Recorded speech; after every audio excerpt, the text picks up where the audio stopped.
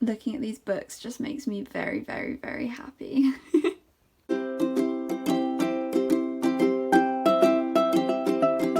Hi there and welcome back to my YouTube channel, Sophie's Reading Room. So for today's video I've switched up the angle a little bit because I'm going to give you a bookshelf tour of the bookshelf I have here at university, or like bookshelf and a half.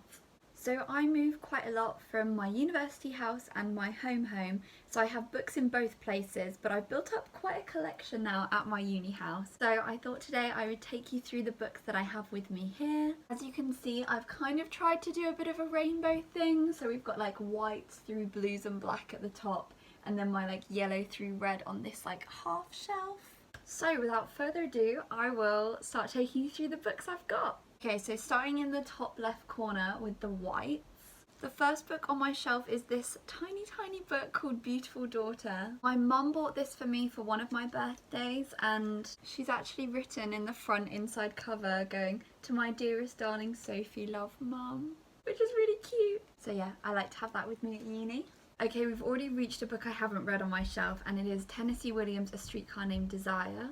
I never studied it in school, but I know a lot of people who did, so I was really interested to read it, and it is really short, so I should get around to reading it at some point. Next we have the first of what will be many Virginia Woolf books on this shelf. This is Virginia Woolf's Jacob's Room. For those of you who don't know, in my third year at university I did an entire module on just Virginia Woolf, so I have pretty much all of her books, and most of them, because I did the module at uni, are on my uni shelf.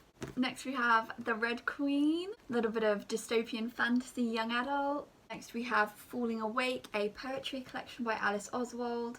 I've read the first few poems, but I have a really bad habit of buying poetry collections and then not reading them. We have One of Us is Lying with its lovely painted edges. Bit more young adult, again, love this book. Next we have Green Lion, which I picked up for £1 in Waterstones, haven't read, don't know anything about. Hope one day I'll get around to reading it. Bit more poetry, we've got The Sun and Her Flowers by Rupi Kaur. I don't think I've read this one. I've definitely read Milk and Honey, but I haven't actually got around to reading this one yet. The next little series on the shelf, we've got Dear NHS, 100 Stories to Say Thank You. One of the only non-fictions I own, but I really liked this book. Marion Keyes Grown Ups, which I bought in a book haul a while ago. Haven't got around to reading it yet, but looking forward to it. And Stephen Fry Heroes, again, haven't read this one either, but I studied Latin at A-level and I love mythology, and so I bought this and I would like to read it. It's just quite hefty.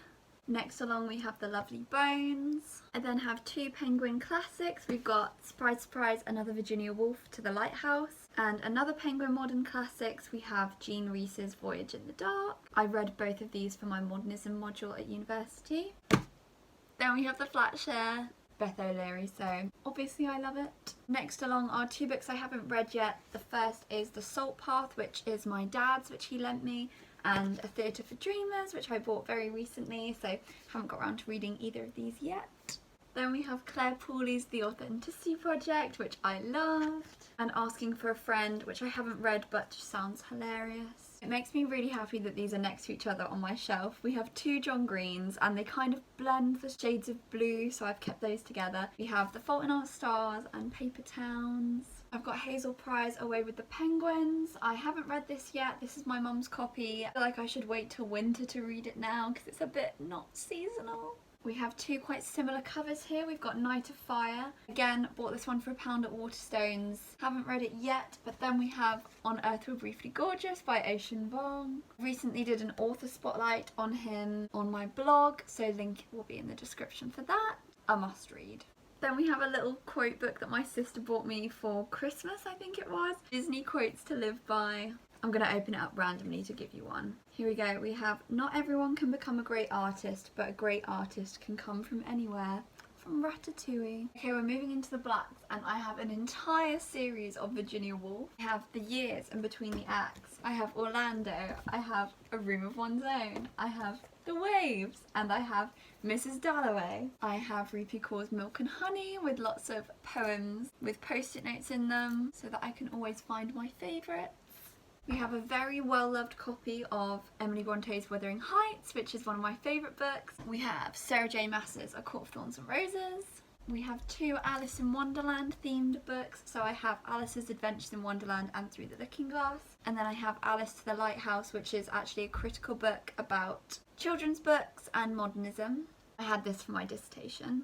And the final book on my top shelf, and a bit anticlimactic, is the fairy tale fiction of Anne Isabella Thackeray Ritchie. I bought this book, it cost me quite a lot.